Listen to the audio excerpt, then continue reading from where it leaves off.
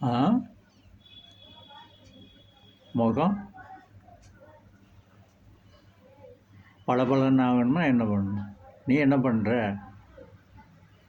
ஆ ஆளாளுக்கு ஒன்று சொல்கிறாங்களா? என்ன சொல்கிறாங்க? ஆ ஏய், அவங்க சொல்கிறாங்கன்னு சொல்லி விளக்கெண்ணெயிலெல்லாம் மூஞ்சியில் போட்டுட்டு இருக்காத. ஆமாம், மூஞ்சி கருப்பாயிரும். அப்படிலாம் பண்ணக்கூடாது. ரோஸ் இருக்குல்ல, ரோஜாப்பூ, ஆ அந்த பூவை நல்லா கையில் வச்சு பிசைஞ்சு, ஆமாம், ஒவ்வொரு இதழாக எடுத்து பிசைஞ்சு அந்த சாறு இருக்குல்ல, அந்த ரோஸ் இதழோட முகத்தில் தேய்ச்சா முகம் பளபளன்னு வரும். நம்ம கொஞ்ச நேரம் இருந்துட்டு அப்படியே மூஞ்சியை கழுவிடும்.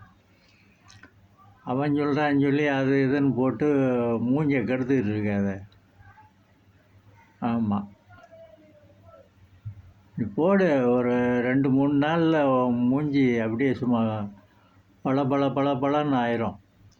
ஆமாம், நிலவு மூஞ்சின்னு சொல்லுவாங்கள்ல, அந்த மாதிரி நிலவு மாதிரி நீ இருட்டுக்குள்ளே இருந்தாலும் உன் மூஞ்சி அந்த ரோஜா இதழை போட்டு தடவி விட்டீன்னா அப்படியே சும்மா நிலவு மாதிரி ஒளி வீசும். அதை செஞ்சுட்டு என்கிட்ட சொல்லு, நாளைக்கு உன்கிட்ட பேசுகிறேன். சரியா? சரி, வச்சிரு.